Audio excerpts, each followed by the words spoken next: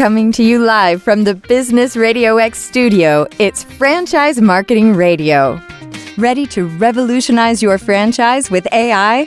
Franchise Now empowers franchises with advanced AI solutions, automatic processes, and enhanced marketing strategies. From personalized customer interactions to predictive analytics, we help you harness AI to drive growth and efficiency. Transform your franchise with the power of AI. Visit Franchise Now to learn more and take your business into the future. Now, here's your host. Welcome back to another episode of Franchise Marketing Radio, the podcast where we spotlight the brands, brains, and breakthroughs shaping the future of franchising. I'm your host, Rob Ganley, and today is no different. I want to welcome John Erlandson, and he is no stranger to building beloved brands. He is the co-founder and chief brand officer at Youth Athletes United.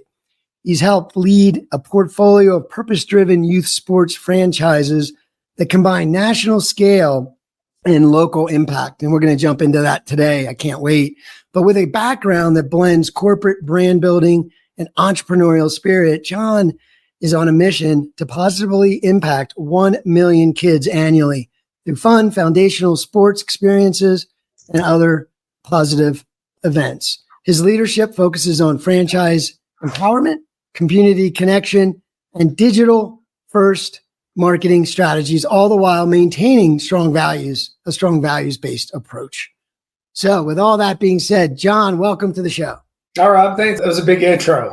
I feel like Muhammad Ali. Like you are the intro. Titles there. and for anybody that can't see us right now, he was up there shaking his body and his hands out. He was ready. That's supposed to be a good thing for you to do. But anyway, listen, the first thing I love to ask, and it's always a great way to frame the conversation, but how did you get here? I know your journey was interesting. Yeah. I know I've taught you a little bit about it, but I'd love the audience to hear more about how did you wind up in this place? And I know you've got a little bit of a history that got you here. So could you share a little more? Yeah, absolutely. A lot of times people start with, well, my background was this and I was doing this for years. But, the genesis of this story kind of starts with Hurricane Sandy. And I'd been in a company called Sportcraft for probably 6 years. And my background was in fitness and games and physiology and product development. I did a lot of sales along the way. So I was making treadmills and things like that. Loved, exercise, sports, all things, kids, families. And I'm at that company. I'm doing great. I'm executive vice president and the company goes bankrupt. Didn't see it coming. I had just bought my first house, had my first baby, and I literally am out of a job. No health insurance. I have no money. I don't have family with money. There was no one I could call. I put all the money into the house. And I'm scrambling around trying to figure out what to do. And all of a sudden, Hurricane Sandy comes through New Jersey and 6 massive trees fall on my house. And I'm like at the low of the low of the low of my life in my career and everything. And I had this boss tell me, he was a good mentor of mine. The guy's name was Mike Nally. He was probably my first real business mentor. He's like, listen, always do what's right. And I just screwed all these Chinese factories over, telling them that they were going to get paid. And I just didn't know the bankruptcy was coming. I wasn't on the board. And so I just started calling and apologizing to every one of these factories and saying, hey, I'm sorry. I was just there. I didn't lie to you. And all of the owners were like, listen, John, we trust you. Just out of curiosity, if this company's bankrupt and no one's watching the trademarks, can you start calling retailers and selling all this inventory I have? And I was like, I don't know. Give me 5 minutes. So I started dialing up retailers. I'm like, all right, I sold 5,000 footballs. I can pay the car payment this week. I got 20,000 ping pong balls. And so through that kind of entrepreneurial scramble, I ended up at a company where I met my business partner now called Authentic Brands. And I was very lucky because that company went from $0 to $8 billion. I was the chief revenue officer and I worked alongside serial entrepreneurs. And I always had this passion about being an entrepreneur. And I wanted to do it on my own. And I just didn't know how to do it. which is a lot of the story of many, many franchise owners, right? They work these career jobs. They always wanted to do something entrepreneurial. They, have families, they haven't saved enough money. And so my journey mirrors so many of our franchisees' journeys. And so while we built up authentic brands, early stage employees had stock options, did very well there. A lot of it was fashion. And, I just don't care about women's handbags. Like, it just didn't get me out of bed in the morning. And one day, Adam and I are in Japan. He's my business partner now.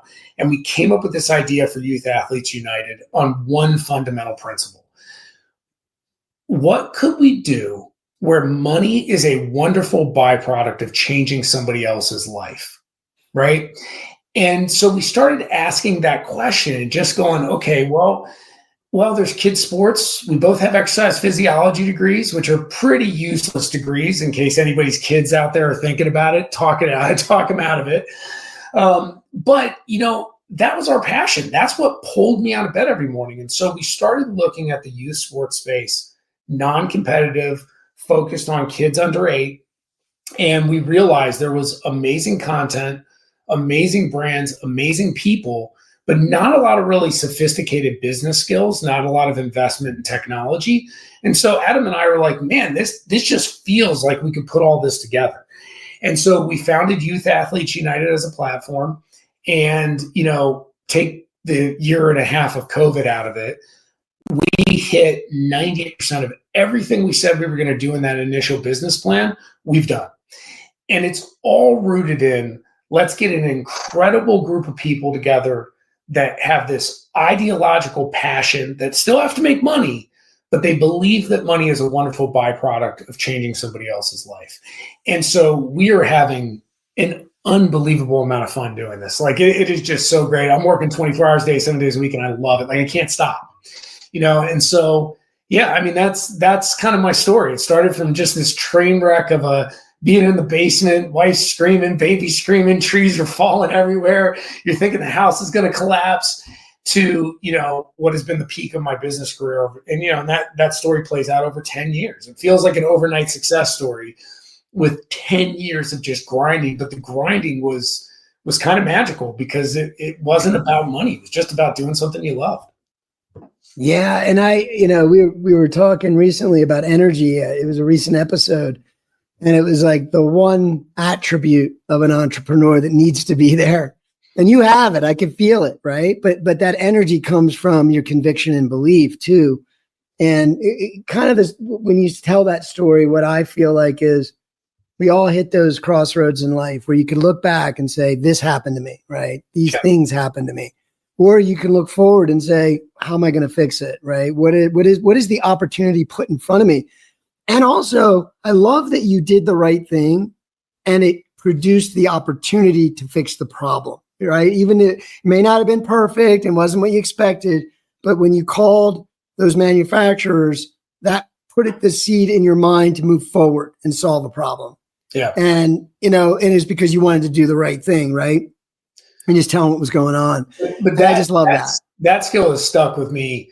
So I call it being an ostrich. So one of my things is every time you feel you're in a negotiation, a tough conversation, an email where you're batting the ball back and forth, a text message, and you just want to ignore something and put your head in the sand, you need to fight that urge. It is so easy, especially like if you do a lot of deals where you're negotiating with somebody, it's so easy to be like, oh, that person just forgot about that point. Let's not bring it up and I'll slip it in the contract and we'll deal with it later, right?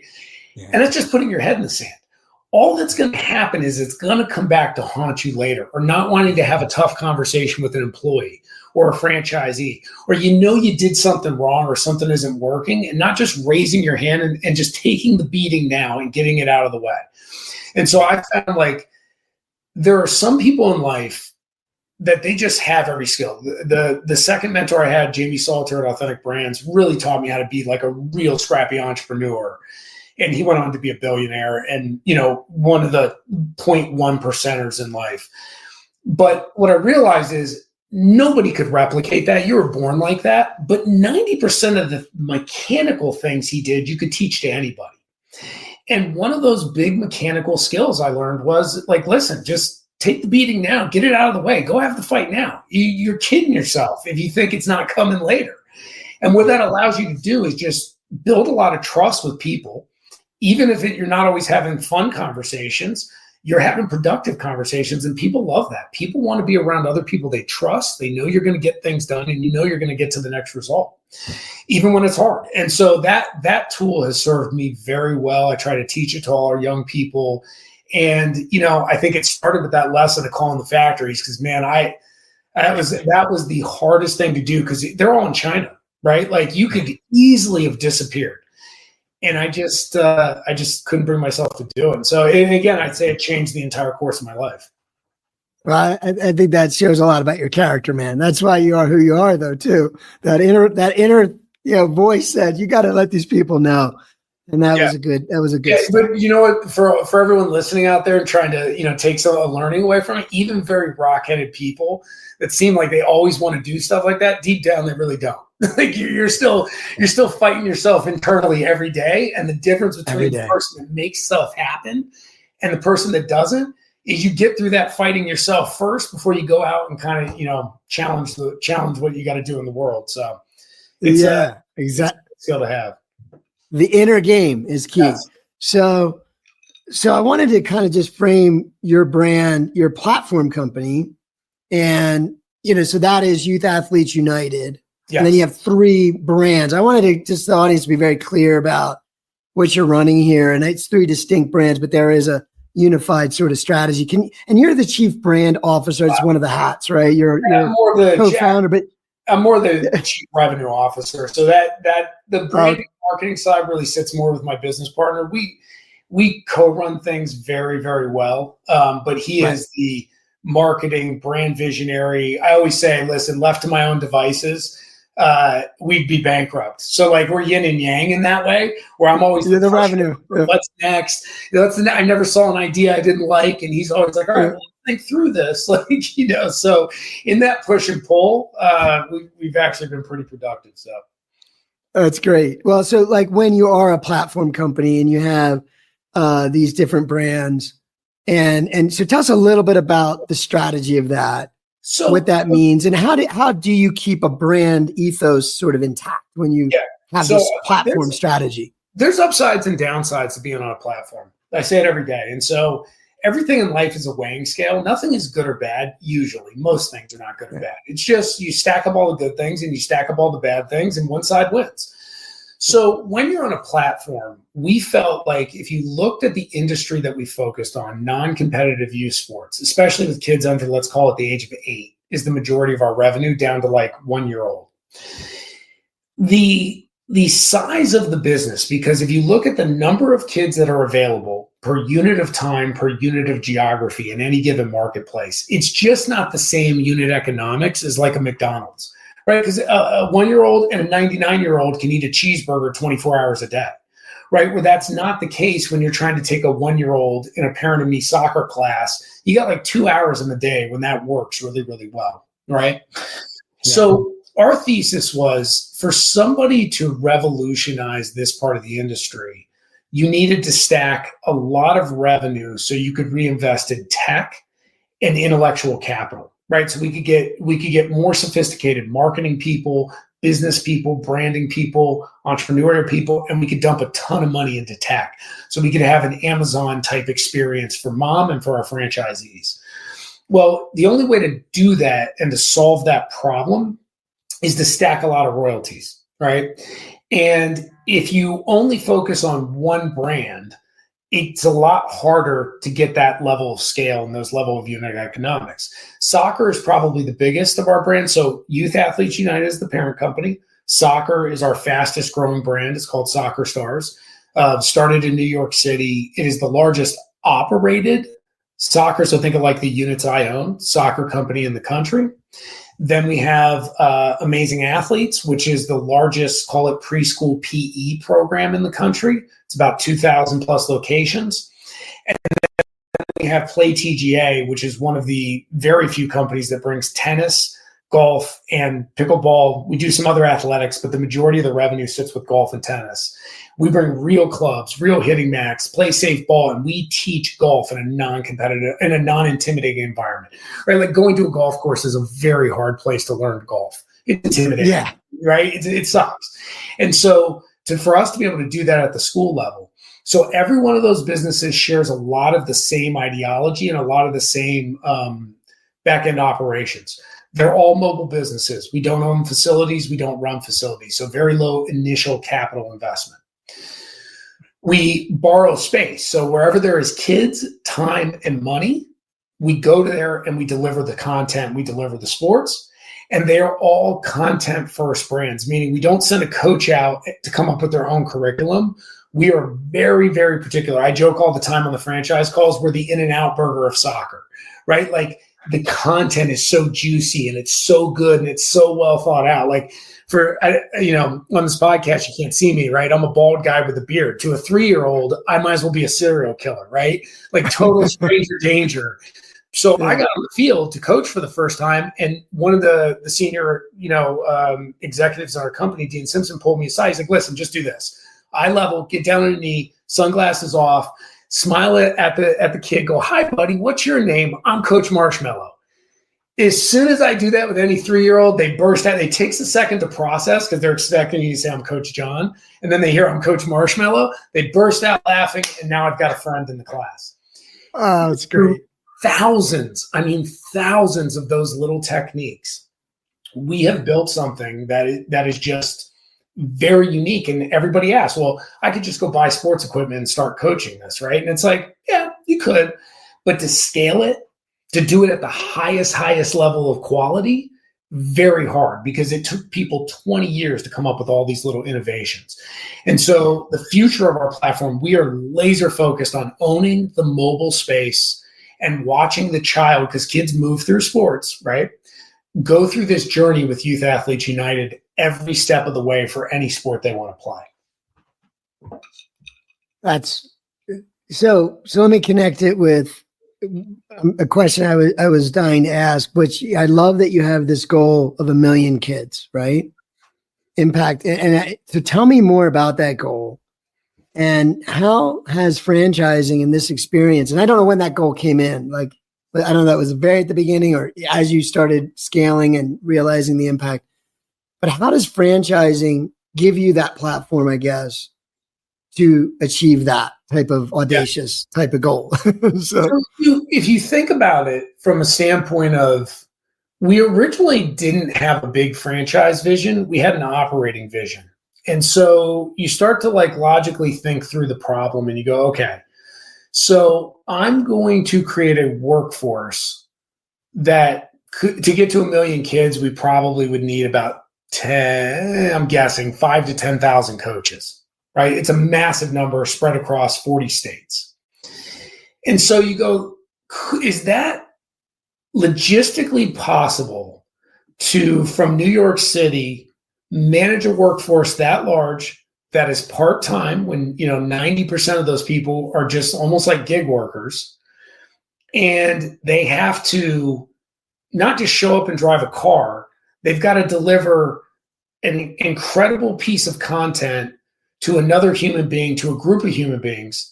They have to be able to interact with the parent that is in charge of the child, and be able to interact with the location manager, who is the preschool director or the elementary school director. Do we really think sitting in New York City, I can hire somebody that makes $25 an hour that's going to do that at the highest level of quality? And we tried it. And the conclusion we came to is the reason why no one's ever done it is because the math doesn't work. You need somebody who has an ownership link in the market that lives and bleeds their community and will go above and beyond. And they can do all three of those things. They can take a lot of young people in coaching and teach them life skills and build a community, take them out to the bar, do a kick around on the weekend, build that culture, because that culture is what makes your product unbelievable on the field. Then they got to build relationships with all the directors, all the schools, right? Because the schools and the parks control all the space. So we got to go work with those guys.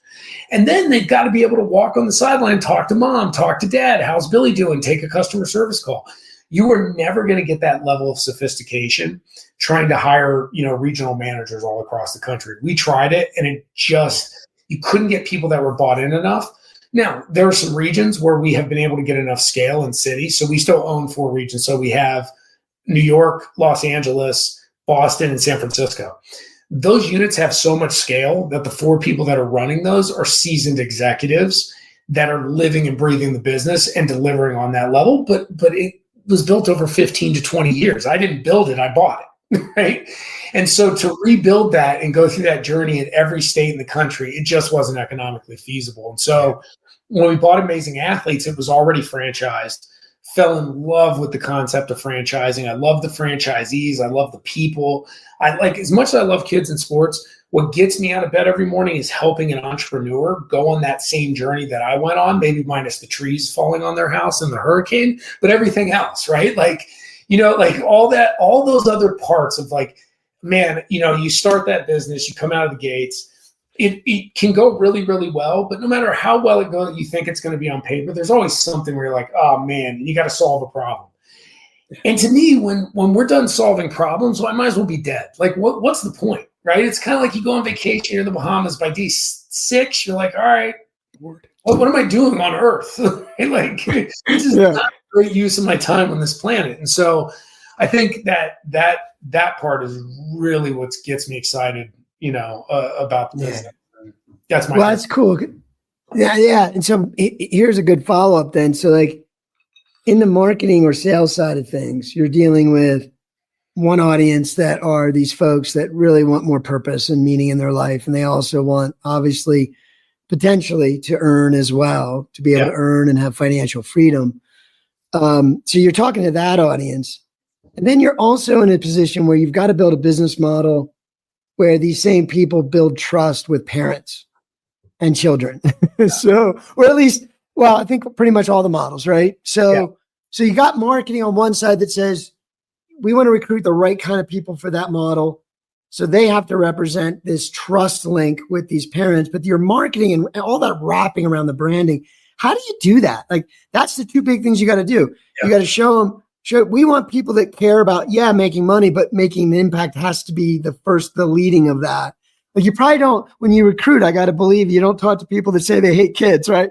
That's the first thing that. No, and I'll tell you what, if somebody gets on the call, the first thing that goes, how much money can I make off these kids? We're generally like, this isn't the right business for you. We're going to end the call right. We do a lot of that. Like, we've been very fortunate enough, myself, my business partner, like our houses are paid off, right? So like, I don't have to do anything for money. I don't care. Not that I could retire either, but like, I don't want to do anything that's in the life too short column to add people to this platform that are not sharing the same mission. Now, that being said, do we relentlessly focus on people making money? Absolutely. You got to make money for a business to be successful so you can do good things, right? But it's all about that ideology of the underlying kind of philosophy. From there, as much as the brand is the brand in the market, we expect the entrepreneur and the owner to also be the brand in the market, because this marketing is still very like 1975. A lot of it is going out to a playground with a flyer and a business card and knocking on the local coffee shop door. Can I put this stack of brochures here? And talking to your local preschool. We do door-to-door sales, which most people that come in have never sold anything. They hate it. They think sales is a dirty word. And the more we start, that's where I spend a lot of time during franchise training, is I teach a whole 3 to 5 hour course on sales. And basically it's like, throw everything out of your mind of what you think sales is. This is about just being human and making sure that that person likes you and telling your message in a real passionate way and starting a conversation. And the minute we get people to do that and they realize like, this is, the brand is radiating off of you, that's where we start to see that magic happen. And after they get over their nerves for the first 4 or 5 of those calls, they're like, wow, this is amazing. This is awesome. I'm building my business. The movie montage that was in their head when they bought that franchise is actually starting to play out, right?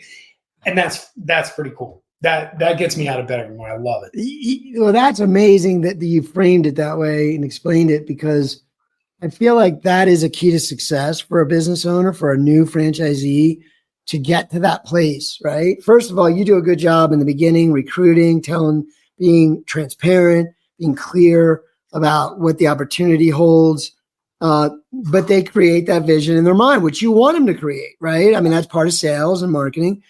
But then when they come in, if you can achieve where they start to feel it and see it happening, unfolding in front of them, to me, if you can do that in a certain period of time in the beginning, your success rate would be extremely high, because that is the spark, right? That's also the disconnect I feel, right? In a lot of brands where I'm here 6 months later, I feel like I should have a breakthrough at 90 days. It's not what I thought or see, and that's where the momentum gets lost. And that's where the challenge can be for certain brands. But that was brilliant the way you phrased it. Is that how you guys look at it too? Like, let's get them to see that? It starts more upstream with the person. So what has been shocking to me in franchising is the number of times, and as we get in community groups and we get to know other franchisors, how often people will kid themselves in life. And we all do it. I've done it to myself a million times, right? Like you believe in your head, you really want to own a business and you want to get out there and you want to work it and you love the details of it.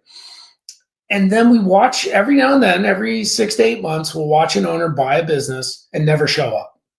And they don't want to do any of the hard work. They don't want to knock on the door. They don't want to do anything that makes them uncomfortable. And so early on, when we were selling franchises 6 years ago, when we were on these interview calls for franchisees, I came from a sales background. So I assumed we should be doing a lot of selling. Today, I do a lot of trying to talk you out of it. And the reason is it's not like I'm your boss.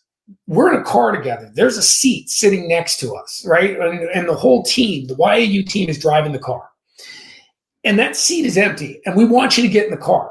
But I don't want you to complain when the car goes 100 miles an hour, because I told you we're going 100 miles an hour. This is where we're driving. We're pulling hard left turns. We're pulling hard right turns, right? Like, we're going on this adventure together, and I want to talk you out of it, because if my words scare you, then you ain't right for this. I don't want you bitching the whole time in the car in the seat next to me, right? And so we explain that now. The other place I watch people kid themselves, and this is just like a public service announcement, if you were thinking about buying a franchise, even if it has nothing to do with mine, don't kid yourself that if you have a marital problem, a health problem, or another business problem, that this is going to solve it. Because when you are getting started, you are the salesperson, the accountant, the coach, the manager, the CEO, the equipment manager. You have to do it all. And so if you are being distracted by life's challenges, it's like having a baby thinking it's going to save a bad marriage. And you will watch people on franchising kid themselves like that all the time. And so we've gotten very good at really trying to talk people out of it. And at the end of me talking you out of it, and I say the same thing, listen, weigh all the good and the bad. Here's all the hard parts about this business. Here's the things that will give you so much joy about being in this business. And it's worked really well, man. The group of people we have in the system at the speed that we have grown, private equity firms, other franchisors, other consultants in the industry are just shocked. They're just shocked at the level of success we're having. And our FBR reviews, Franchise Business Review, it's an anonymous survey that they put out independently, are through the roof. Now, are we perfect? Absolutely not. We screw things up every day. But it's not bad intentioned. It's usually because we're trying to do too much too fast. And most people that are in a franchise system, they can deal with that, as opposed to a franchisor that's asleep at the wheel. Exactly. Yeah. No one expects perfection, but it is some degree of that vision in your head playing out, right? No one said it would be perfect, but it is playing out, and it is moving forward. And I think that's the key. And I love the way, like, it is near impossible to solve certain problems, like on a national scale, if you don't have the right level of talent. And so another example of a business model is in the senior care space, very much a similar idea, where you're getting a lot of benefit in helping people, making a big impact in your community, helping families and such. And it's very much about that. When you look at the ways that people get help in that space, without a franchise model, it's very hard to get the help. You don't get the hand holding. You don't, because there is no one you can hire to do that type of work at the level you need them to do it. Just like you said about the coaches. If you try to outsource the coaching, you just can't do it. Yeah. And so franchising is the solution. Like, you couldn't do it without the franchise model and the distributed ownership model, right? That's what I'm saying. That's amazing. And you guys saw that. You saw it. It comes back to the people, though. I got to tell you, we have the most wonderful, wonderful group of franchise owners. Like, I feel incredibly lucky by the fact that like they're just good people. They are people first before they are business owners. And it allows you to solve problems. And I will tell you, the best system in the world will fail if you have bad people on the other end, or you have the wrong people on the other end. And so we have worked relentlessly in this to create these systems. We have this philosophy of just get the right person, take a lot of notes, because they'll tell you what they need, right? Like everybody's like, what was your vision when you came in and took over Amazing Athletes? I'm like, I didn't have a vision. I sat down with a notepad and said, bitch to me about everything you hate about this system. Wrote everything down, right? Took all my notes. I'm like, all right, I got my 5-year plan. Thanks, guys. Like we just bucketed it in and we just started executing, right? And so you build a little bit of trust and you build a little bit more. And they're like, oh, wow, these guys care, right? My cell phone, my business partner, our executive team, they're all in our email signature. I tell people I am available till midnight on Easter time. And then after that, I'm probably asleep. And if you want to talk to somebody at 6 a.m., call my business partner. He's the morning guy. But like we are always available. We're always on. But it's not like it's work. We're having a blast. Like it's just great. And so, but it's only great because you have people that are aligned with the vision. And that is what makes it fun. That's what makes it possible to roll new things out, screw them up, get them fixed, get a lot of mulligans from your franchise system, because everybody sees this North Star that we're all driving towards that, you're never going to get to, but that's part of the fun, right? The fun is the journey up the mountain. Like when you're at the top, it's fun for about 5 seconds. You're like, well, shit, what do I do next? So another mountain. yeah, right. And that's been the secret sauce here so far over the last 6 years. I love it, man. Thank you for sharing. I just love the way you articulate that idea of alignment. I feel like, again, like you're saying things that most people don't see. Like, recruiting great people are great. No doubt. And I know what you mean exactly. Like franchisees are some of the best people in the world in every way, right? It's like you couldn't hire them and they'd be too expensive from that point of view. And then just the quality of the person, right? But the idea of alignment is, again, you said that really quick, but I feel like, my goodness, if you get alignment, you can get a lot of average people doing really well. Like the whole brand just like the rising tide lifts all boats. I just feel alignment has a lot to do with that, where everybody is in that similar mindset of kids first, right? You have a franchisees first. I wanted to ask you about that philosophy. I think you kind of articulated it a little bit. So before I go down there, I do want to have some time to talk about technology, though. Well, so before we go ahead. One kind of thing on alignment. I actually learned this from our private equity guys. So we raised money to start this platform. And we were negotiating, because you have to negotiate with those guys on your deals, your terms, all these things. And there's a lot of negotiating while you're negotiating to buy the first company to get started. So I like to call it the cycle of misery, because it's just highs and lows when you're trying to get something closed, right? You got to just put your quarter in and ride it and enjoy the ride.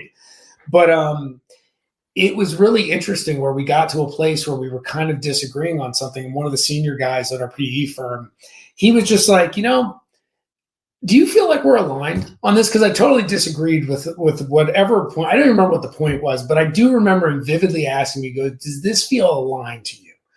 Like we both win if this happens and if this happens. And the minute he said that, I was kind of like, no, you're right.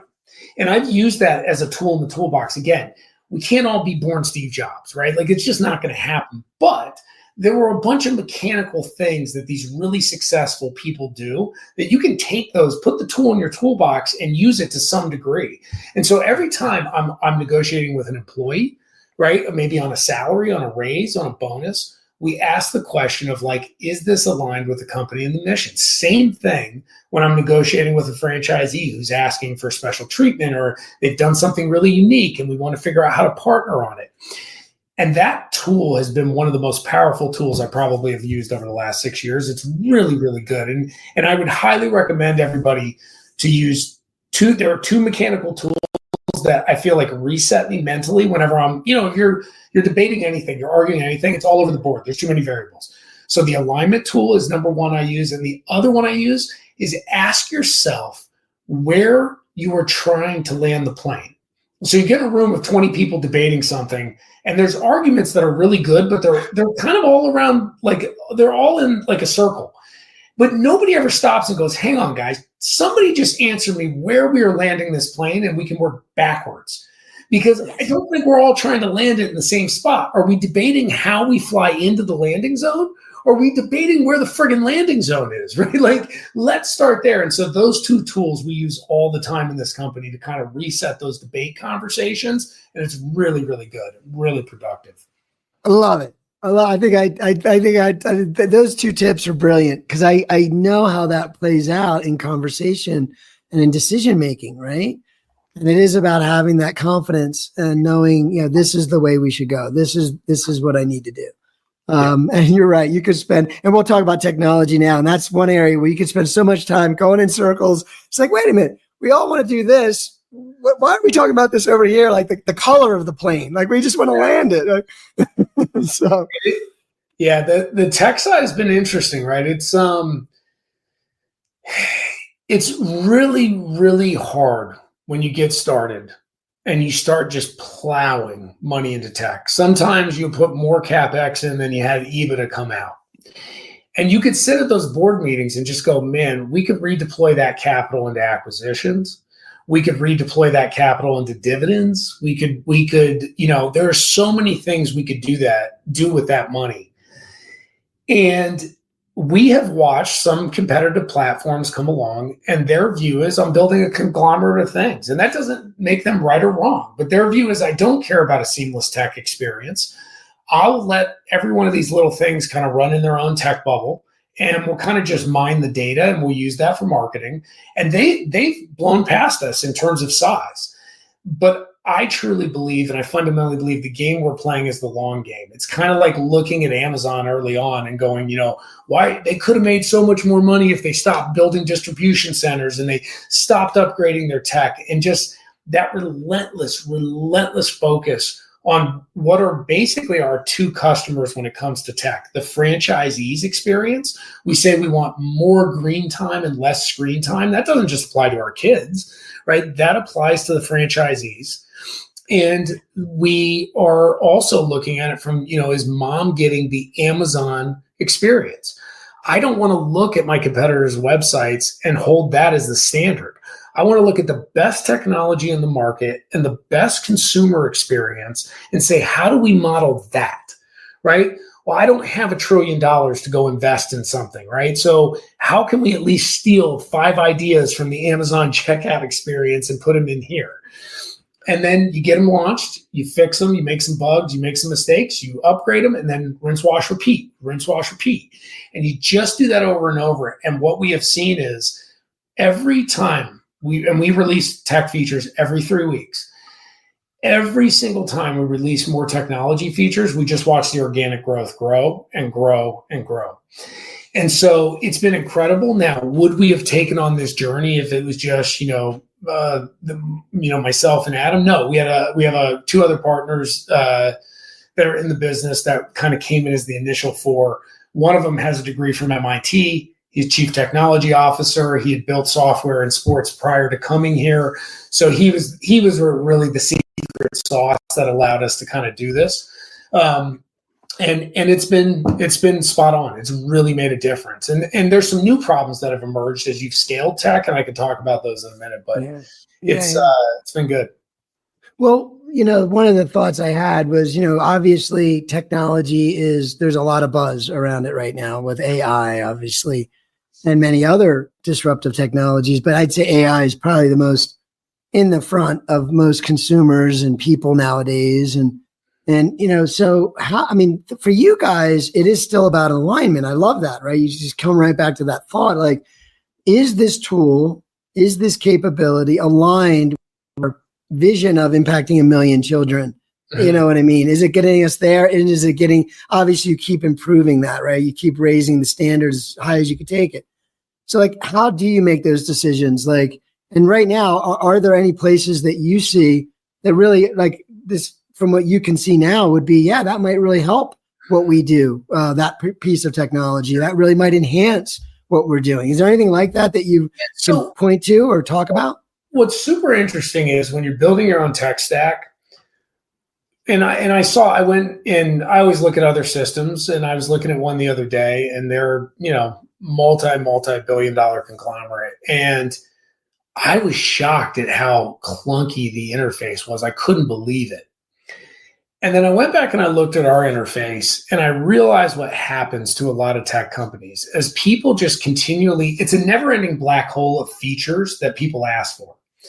And so the problem is what starts out as a great simplistic idea ends up with this infinite number of variable menu options, which starts to make it very complicated to find things.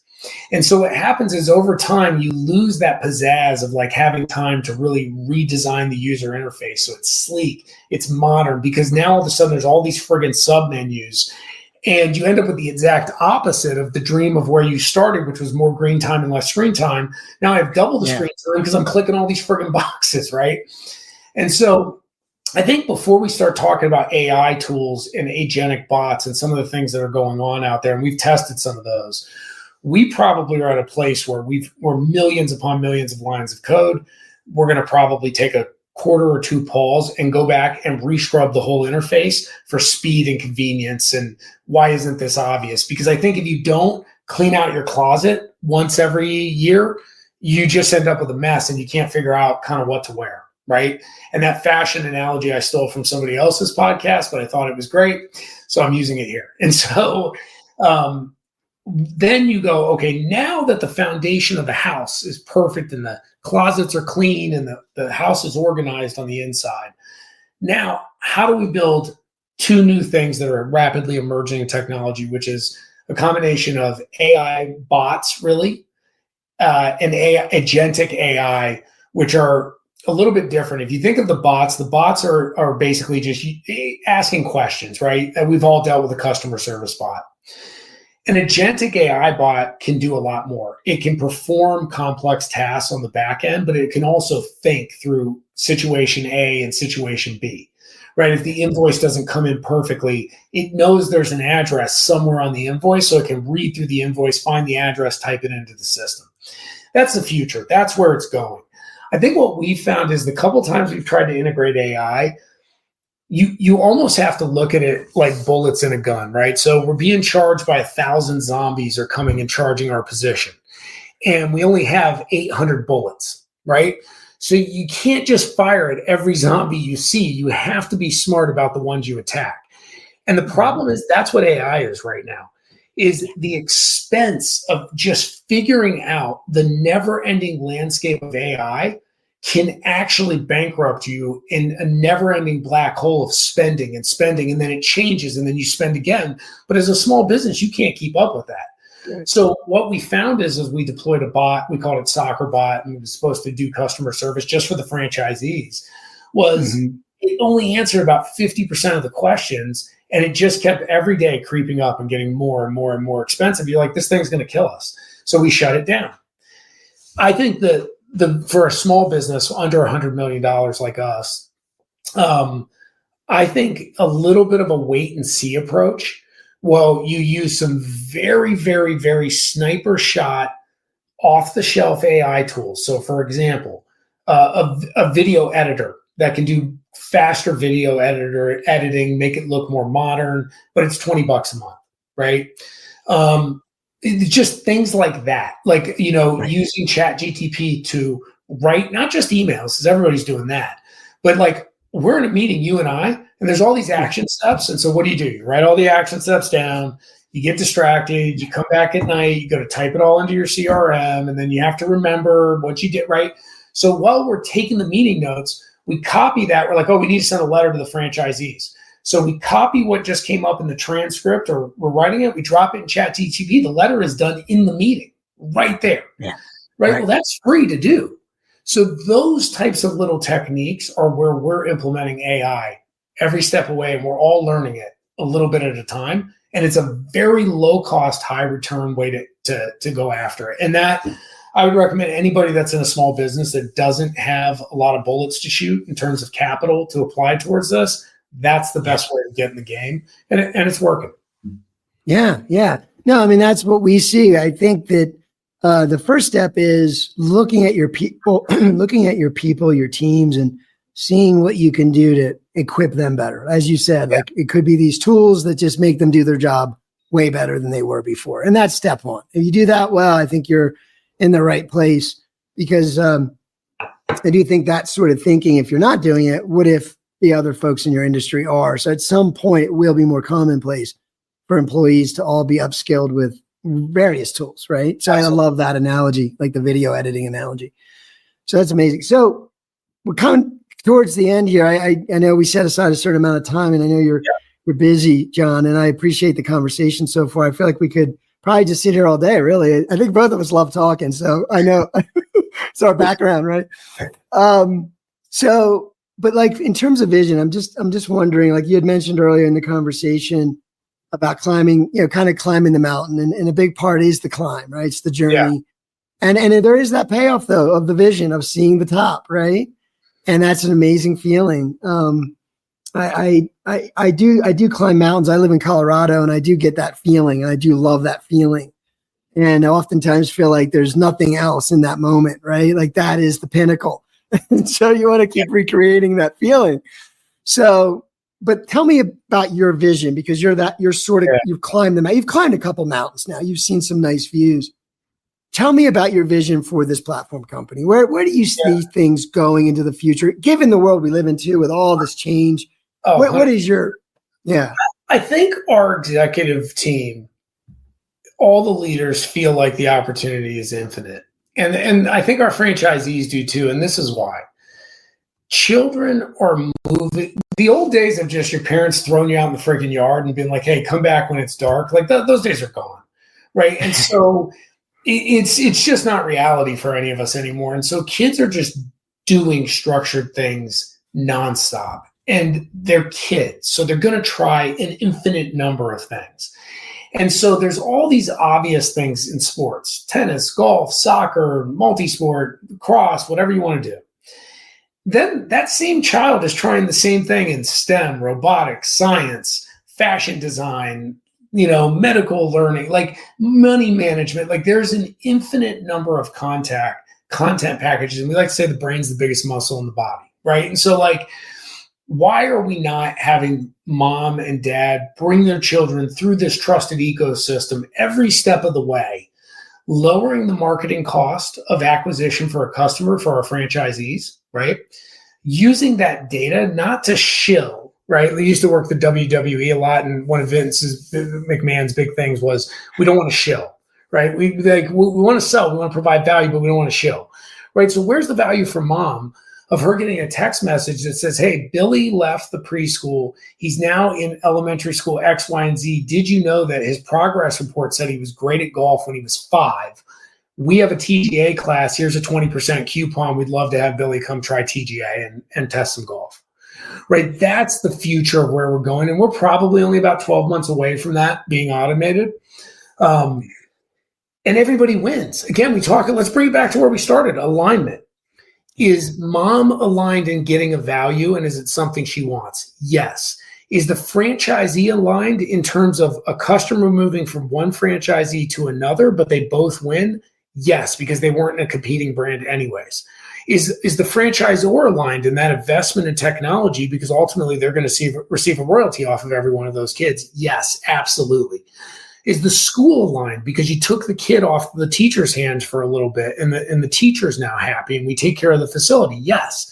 There's no losers in this. It's not like I sold you a lemon and you drove off the lot. And so again, when I go back to, there's like 5 core tools that you can use in every situation to bring yourself back to center, 0 point, attack this goal, make this happen, and achieve your vision. And it is awesome when you get in that rhythm, and that's what we're doing.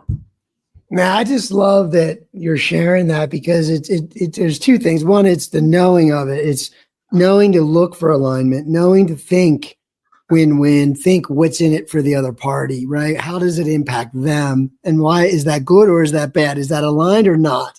Yeah. But you thought about it through the whole network of folks, the stakeholders in the whole, in that whole example. And I love it. It's knowing that, but it's also being willing as a business leader to run your business that way. Yeah. And because you can know a lot about all this stuff and still choose it's all about profit, right? And I know we live in that world to some extent. I'd like to think it's a little different than maybe when I was younger. But even that, I would tell you there's nothing wrong with that either, right? I meet friends that are in the industry that own, I don't know, plumbing franchises or home service franchises. And there are some like building out a garage you could be really passionate about, finishing a kitchen. Doing plumbing, you could be passionate about the industry and stuff, but it's not like if there was no money, would you still do it? The number of people would go way down, right? And there is absolutely nothing wrong with that. We're in America, right? And there's a certain type of person that should absolutely buy that franchise first. Our system, we want you to, like, if money wasn't a thing, if the robots take over and we don't have to do any work, would you still show up and do this every day? Then this is the place for you, right? That's what has made this so special. And we find that very easy. And if you do all the right things, because the system's really good, the profits will come, right? They just come. You do this, you do that, profits pour out of the machine. And so it's just about how you like set your core methodology that really determines every single thing that you and your teams do day in and day out. Yeah, absolutely. No, I mean, it just comes down to, as you said earlier, the kind of model it is and being transparent up front. And again, you're in that model. And you made a comment about robots taking over. Well, I mean, in my world, I'm in the tech, and I could tell you're passionate about it too. But it's like, that is a real sort of idea, but not like, here's what I think. I think the relationship jobs of today, like your business, like your brands, where you're really connecting with other people, making an impact in their lives. Those are they ain't going nowhere. We have needs. We still are going to fulfill those needs for each other.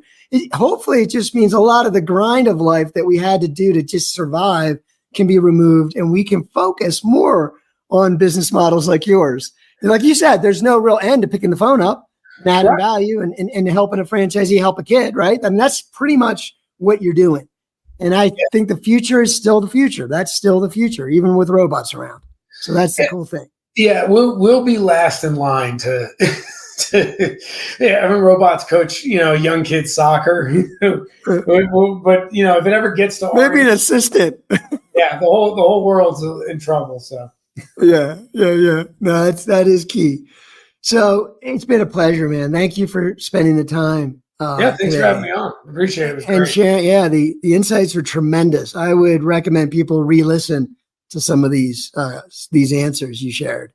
I loved it. Thank you. Because I know when I walk away feeling like I learned a ton, which is most of the time, I must say, but I got to tell you, I just love, last few interviews have been unbelievable. I feel like I'm getting the benefit of your coaching and consulting indirectly, but it's really good stuff. And that's why the brand has done so well. And I want you to tell the listeners, where can they get in touch with you guys, with your brands, with your platform, with you? You seem like a great place to start. You're the chief revenue officer, but how do people reach out if they're interested in making an impact? You can look at youthAthletesUnited.com. It's a good place to start. It'll tell you all about the franchise system. And then also you see us on LinkedIn. Highly recommend doing your research, right? There's a lot of podcasts out there with us. There's a lot of, industry research, chat GTP us. I did it the other day. What does the world have to say about John Erlandson, right? Adam Geisler, Dean Simpson, Carmen, Cleo, you can see our executive team. They're all out there, Annie, so all of the core people that have really founded these businesses. So what is so cool is when you look into the history of our business, some of the names I named and, another executive, Bob Gibson, founded this business. They were the first people on the soccer side that started 20 years ago in the business. And they're like the core founders. And to have all those people still surrounding us is pretty freaking cool. It's really cool. It says a lot that we came in and we weren't money guys. We really understood the value of human beings in this. And what this is like human Netflix for kids, right? We got to deliver that movie every week. You pay your subscription. Everybody enjoys the movie, but you're getting healthy and active. And at the end of the day, that doesn't happen without incredible humans around you. And so, Yeah, I mean, I would say start at youthathletesunite.com. Look us all up on LinkedIn, chat GTP us, go look at other franchisee podcasts. And if you're interested, we'd love to talk to you. And if not, take these tips and we made the world a better place, whether we're helping kids or we're helping people. That's great. Right. So it's beautiful. That's who we are. It's about doing good work and helping people and being an awesome business at the same time. So I think that's amazing. It's good stuff. I just want to thank you again for your insights. And to our listeners, thanks for tuning in. Please share this. If you find it helpful, this is insightful, impactful stuff. Please share it and keep tuning in. And bye for now.